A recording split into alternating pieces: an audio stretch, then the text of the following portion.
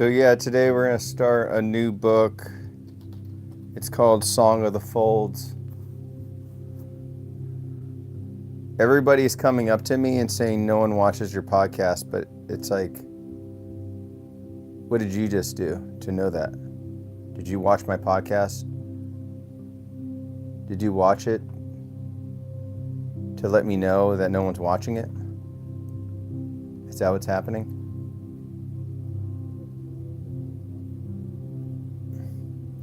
Anyways, this is going to be some new stuff. A new book, one of my this is truly what I'm interested in. It's a little bit like Norman O. Brown. Look his name up.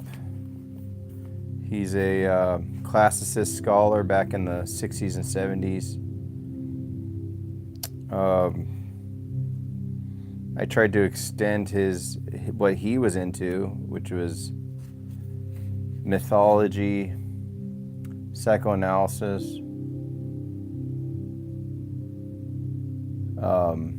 philology.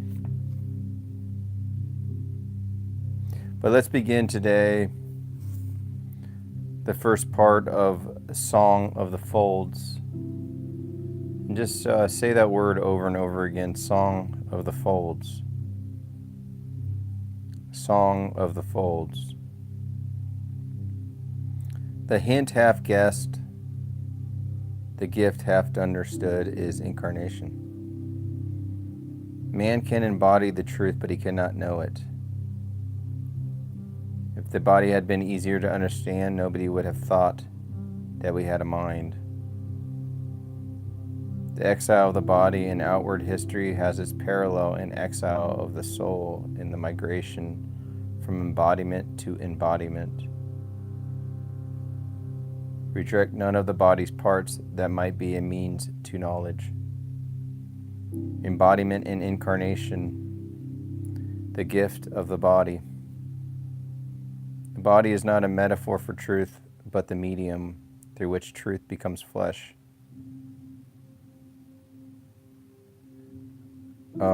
You have to watch the beginning of the video. Why this book? Why any book? This is a book I wrote, that's why. If you're into it, be into it. If not, move on. Incarnation is the half-understood wisdom of being truth.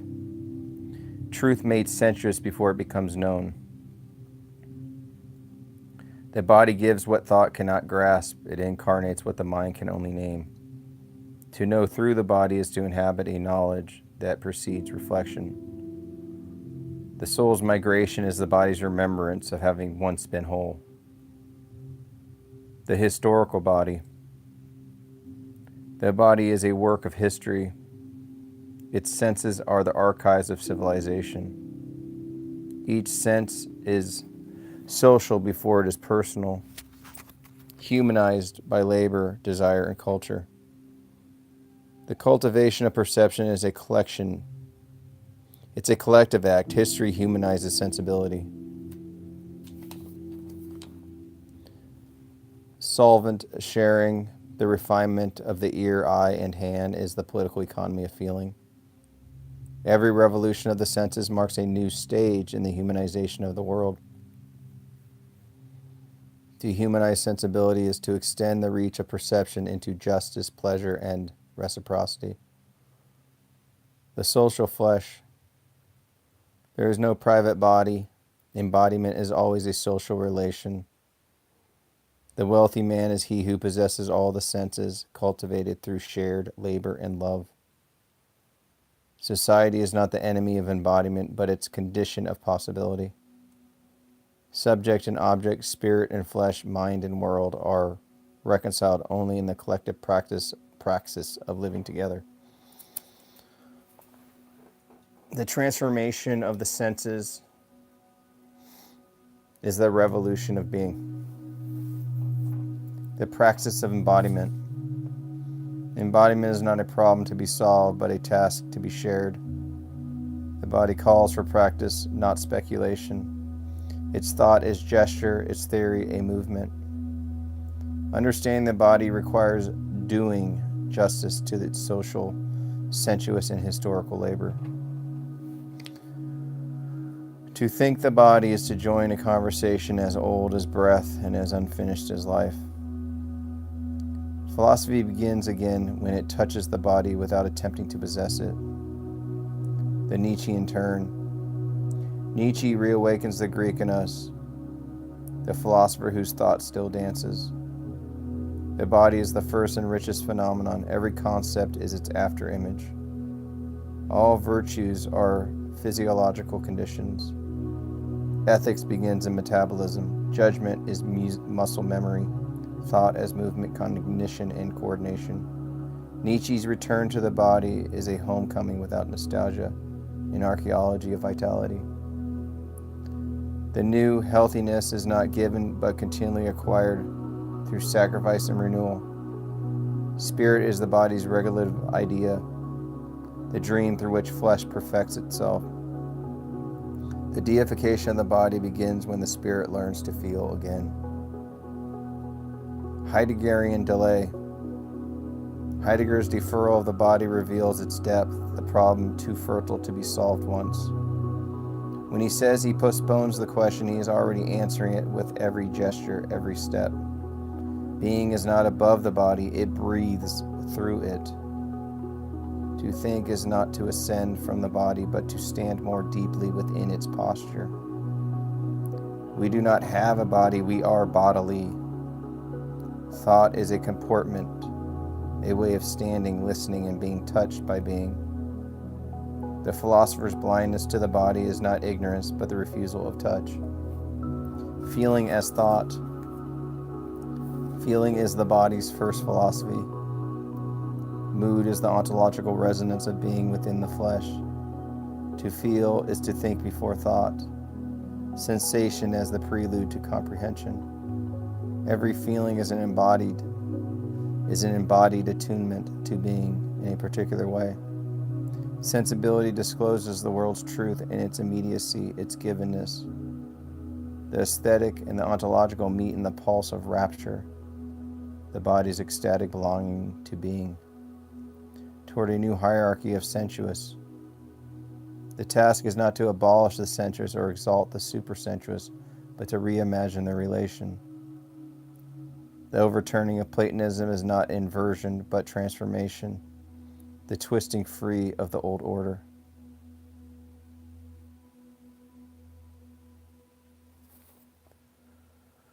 Zoom in, read off the cover. It's called The Song of the Fold. It's written in the title of the video. So when you ask, what are you reading? You could just read the fucking title of the video.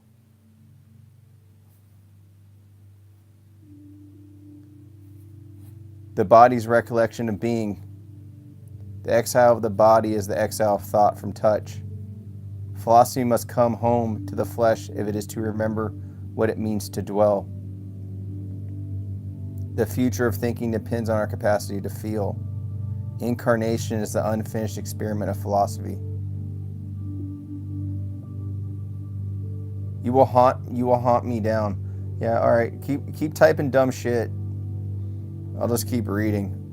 And then like everybody else, like, hi, hello. Hi, hello. To think being is to let the body recall what it has always already known. And then someone will probably put, you don't have anybody watching. You only got 5 people watching. You got 0 people watching. Okay. Thanks for letting me know. To think being is to let the body recall what it has always already known. Birth, fire, and body, canvas, veil, skin, Hermes and the peacock, variation, mixture, unveiling. The hint half guessed, the gift half understood is incarnation. Touch is the last remaining means of guiding yourself. The body knows how to say I. Hermes is not the messenger of speech, but of mixture. Fire and birth. Birth begins in fire, not the gentle hearth, but the consuming blaze that drives the body into speech. Fire is the first pedagogue of incarnation. It teaches the body the difference between inside and out. To be born is to pass through the burning hole of matter, through pain, panic, and the thin layer of the breathable air between life and death. Every emergence is combustion. We are forced outward. Through the aperture of catastrophe, birth is the first unveiling, the first tattoo of light upon skin, the lesson of fire. The sailor learns that knowing begins in the senses that survive smoke. Sight dies first, touch endures. To know what the body is to crawl blind through heat and darkness towards the point of air. Panic is the god of fire, composure the beginning of wisdom. The body learns reason through suffering. It learns measure through its own trembling. To hold one's breath is to hold one's being. Cogito ergo spiro. The birth of the I. The first person is born at the porthole, between suffocation and the storm. I is the body's cry when it finds itself divided by brass, flame, and cold. The self is a wound that learns to speak. The body says I long before language does, through balance, vertigo, and breath. The sense of inner unity is the body's original pronoun. To exist is to oscillate between compartments, the I inside, the I outside. We are born not from womb, but from aperture, from the narrow circle of necessity. The first syllable of subjectivity is grasped, not uttered. Canvas, veil, skin. Skin is the first canvas, a stretched membrane between world and self. The veil does not conceal, it breathes, filters, translates. Every tattoo is a reminder that knowledge leaves scars. The skin remembers the fire that once taught it to feel. The body is written before the word. Every touch is a glyph. Between flesh and flame, we learn the script of existence. Hermes is the god of thresholds, the one who travels between compartments. The peacock's eye is the skin of Hermes, sight scattered across color. Hermes teaches mixture, the peacock teaches reflection. To be incarnate is to shimmer, each sense a feather in the fan of perception. Every messenger carries the iridescence of its medium, light refracted into multiplicity. The winged god and the spotted bird are one emblem, the communication of color through flesh. Variations, vaire and subtle. The subtle is not the weak, it is the threshold state between air and form. The variegation of fur, sky, or fabric names the ontology of mixture. Being is variation, not substance. The mist of perception, veil and unveil the same reality, knowledge as condensation. Common sense, sensus communis, is not opinion, but the orchestration of all five senses in concert. To know is to weave perception through fog, to feel one's way out by touch and rhythm. Mixture and unveiling. The eye is never pure, it is always mixed with smoke, water, and wind. Knowledge is the unveiling of mixtures, the recognition that every element hides another within. Fire unveils air, air unveils touch, touch unveils self. Revelation is not assent but mixture, a Hermesian event. To unveil is to become permeable, to let the air of the world pass through one's burning skin. Birth, perception, and thought are all variations of the same act, the passage through the narrow aperture into light. The phenomenology of the threshold.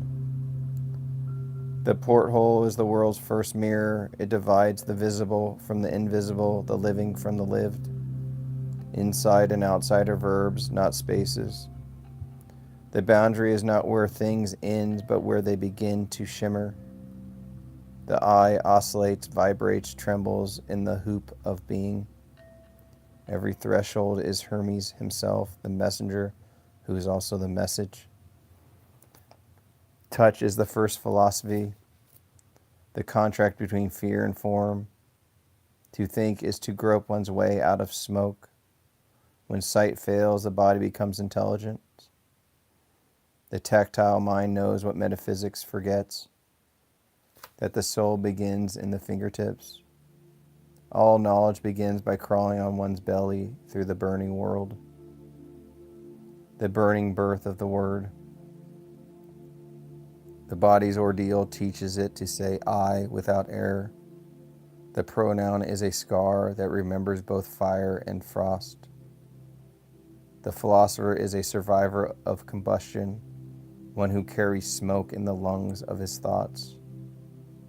To be born is to be scorched into consciousness, to emerge singed by luminosity.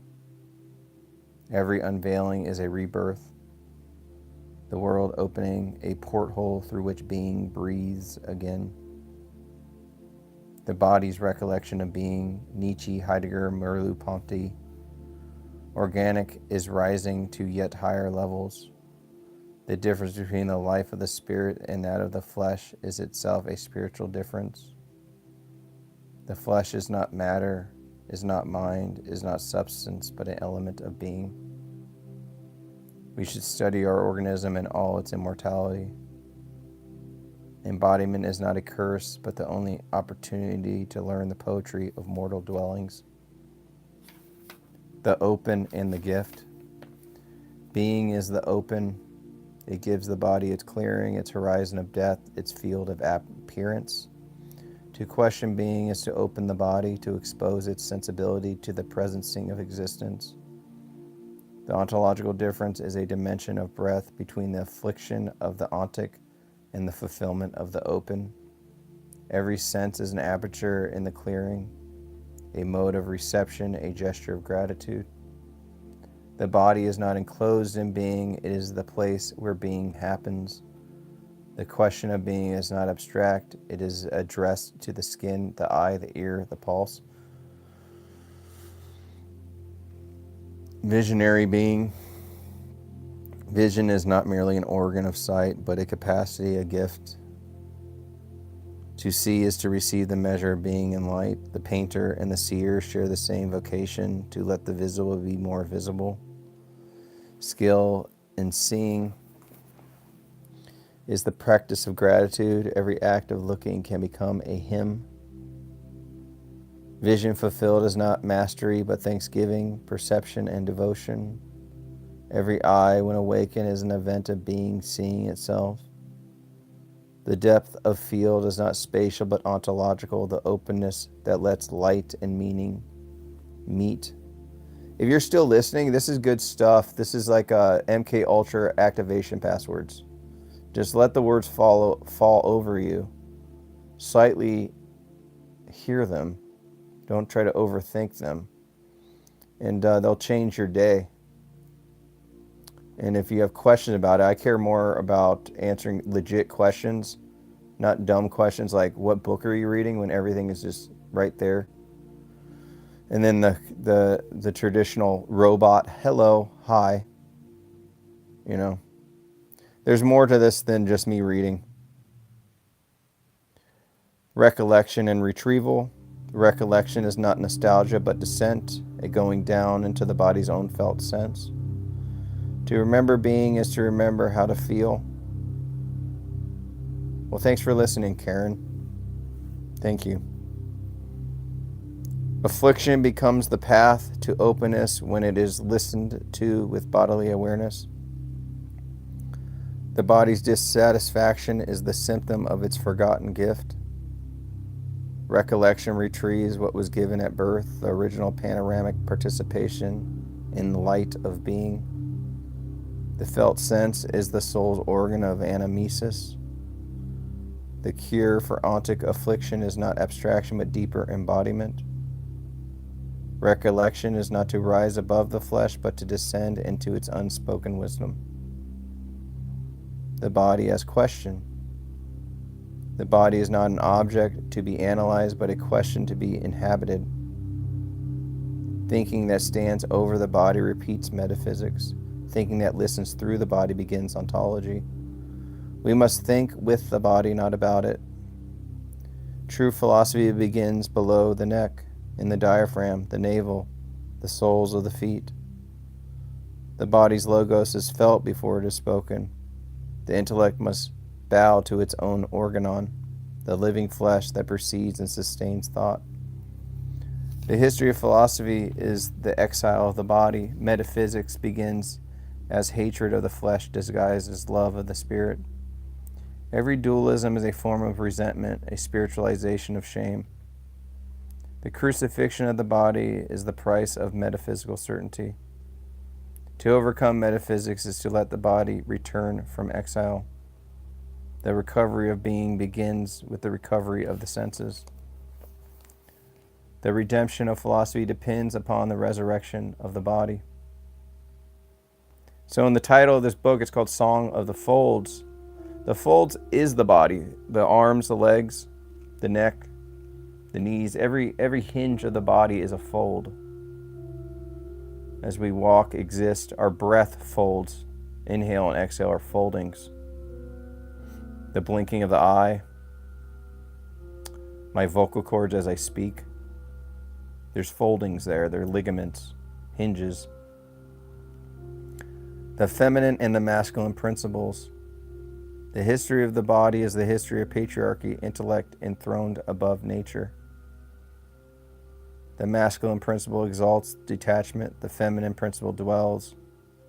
The body will not be redeemed until these two principles are reconciled in balance. The liberation of the body is the reconciliation of mind and earth, sky and womb, reason and rhythm. Nietzsche's will to power becomes maternal when it learns to nourish what it creates. The matriarchal principle remembers what the metaphysics forgot, that wisdom is factile. Thinking through the body. Metaphysical thinking is vertical, rising above. Ontological thinking is horizontal, moving within. To think through the body is to feel one's way toward truth. The mind's task is not to abstract from flesh, but to articulate its hidden intelligence. Every thought that ignores the body becomes cruelty. Thought that feels becomes care. Knowledge that breathes becomes dwelling. To think with the body is to let sensation itself become a form of reason. The middle way of experiential questioning is philosophy's recovery of humiliation. The flesh of the world. The flesh is not matter, not mind, but the element that precedes both. Flesh is being's texture, the medium through which visibility and invisibility intertwine. The body and the world are the two sides of a single fold, each seeing, touching, and sensing the other. My flesh is shared by the world's flesh is shared by me.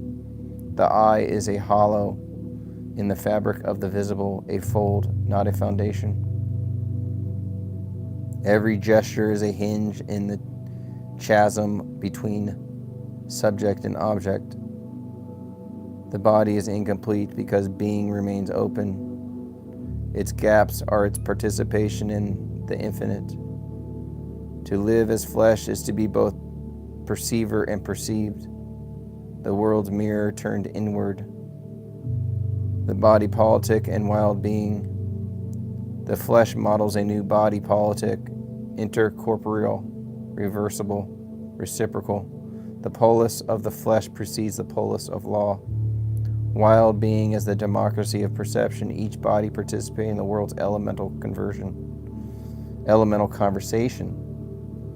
Intercorporeality is the forgotten constitution of existence. Every gesture of touch is a political act of mutual recognition. Spirituality of the flesh. Spirit is not the opposite of flesh, but its interior radiance. The body is the spirit seen from without. The spirit is the body felt from within. The body is the spirit seen from without. The spirit is the body felt from within. The flesh is a local apotheosis, the divine becoming. To dwell well is to live the poetry of incarnation. The highest spirituality is embodied openness, a receptive ecstasy of being in the world. Embodiment is not a fall from the eternal, but eternal's flowering into time. The new historical epoch. And we will end today's section with the new historical epoch. The next epoch of thought will be neither spiritual nor material, but elemental. The new metaphysics will not ascend, but breathe. To think being anew is to learn again how to feel. The future of philosophy depends on the body's recollection of its belonging to the world. The flesh of the world is the new temple. The task of thought is to listen to its pulse. When the body remembers its gift, history's rage will turn into praise. A new dawn of thinking begins when we say the flesh is divine and the divine is flesh. That is the end of part 1 of the Song of Folds. I'm Abe Zucca. Check out my art at zuccagallery.com. I do post these live videos on my channel. Like and subscribe. I'll see you guys later.